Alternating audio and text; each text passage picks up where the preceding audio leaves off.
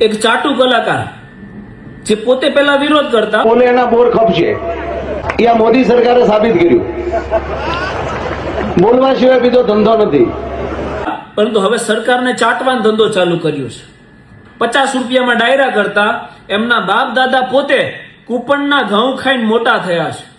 જે સવારે ભણવા ગયા ને સાંજે માસ્તર પાછા ઘરે મૂકી ગયા, એવા અભણ ચાટુ કલાકાર જેને income tax, property tax, corporate tax, road tax, central GST, state GST, direct tax, indirect tax વગેરે બાબતે કોઈ જાણકારી જ નથી, કેમ કે અભણ છે.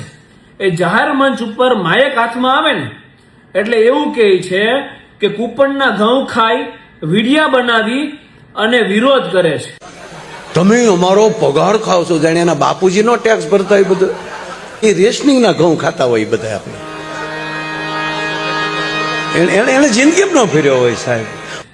પાછા આ ચાટુ કલાકારને તમે આ ધર્મ ફંડ ફાળાના નામે જે આ ડાયરાઓ થાય ને એના પેમેન્ટ બાબતે ફોન કરો ને તો શું કે ખબર, એકચ્યુઅલી કે પેમેન્ટ છે ને રોકડું કરજો ને, નહીં તો આમાં શું છે ટેક્સની પછી મગજમારી રહી ને. એવા ટેક્સ ચોરો લોકોને એવી સલાહ આપે છે કે આ કૂપનનું ખાવા વાળા ટેક્સ નથી ભરતા અને વિડિયા બનાવે છે. અરે તમારી પાસે પૈસા હોવા છતાં સિસ્ટમને ચાટવાનો ધંધો કરો છો. એની કરતા તો કૂપનનું ખાઈ સિસ્ટમની આંખમાં આંખ નાખી અને વિરોધ કરે ને એની ખુમારીને તમારે સલામ કરવી જોઈએ.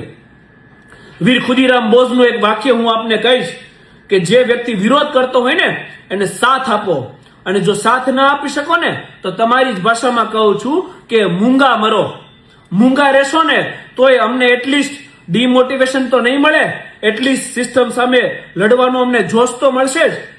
પાછા ભાઈ કેવા છે, આમના દીકરી હમણાં હાર્યા સ્થાનિક સ્વરાજની ચૂંટણીમાં, અને દીકરાને ઇલેક્શન લડવાનો, આવનાર ઇલેક્શન લડવા માટે બેઝ તૈયાર કરે છે. હવે જ્યારે હાથ જોડીને વોટ માંગવા આવે ને ત્યારે આપણે યાદ રાખવાનું છે કે આપણે કૂપનના ઘઉં ખાનાર છીએ, આપણે વોટ કોને આપવા. અને આમને એ યાદ દેવડાવવું પડશે આપણે કે જે કૂપનના ઘઉં ખાવા વાળા તમને ખંભે બેસાડીને આસમાન દેખાડે છે ને એ તમને જમીન ઉપર રહીને તારાય દેખાડી શકે. એ તાકાત આપણે દર્શાવવાની છે. અને અમને એક વસ્તુ કહેવાની છે કે 2030 પછી આ જે તમારો ધંધો છે ને એ ધંધો હકેલાઈ જવાનો છે. 2030 સુધી તમારે જે કરવું હોય એ કરી લો, પછી તમને સિલેક્ટેડ ડાયરા નથી મળવાના, કારણ કે લોકો તમને ઓળખી ગયા છે. એટલે તમે જે ધર્મ ફંડ ફાળા ગાયુના નામે જે ડાયરાઓ કરી અને જે ચરી ખાવ છો ને એ ચરી ખાવ. જે વિરોધ કરવા વાળા છે ને અને સમર્થન ના આપો તો કાંઈ નહીં, પરંતુ એમને એમની સાથે લડવા દો. જય હિન્દ, જય સંવિધાન, ઇન્કલાબ જિંદાબાદ. આમાં તો ઘણા તો પાસે કંટાળીને રાજીનામા આપ્યા, કારણ કે એ લાઈનનો માણસ જ ન હોય. અરે તમને કહી દઉં સાહેબ, આ લોકોને એવા અનુભવ છે, પોલીસને પૂછ્યો. અને એમાં હવે તો વાત જ કરવાની નથી, જ્યાં હોય ત્યાં વીડિયા ઉતરે છે. તમે અમારો પગાર ખાવ છો, જાણે એના બાપુજીનો ટેક્સ ભરતા હોય. બધું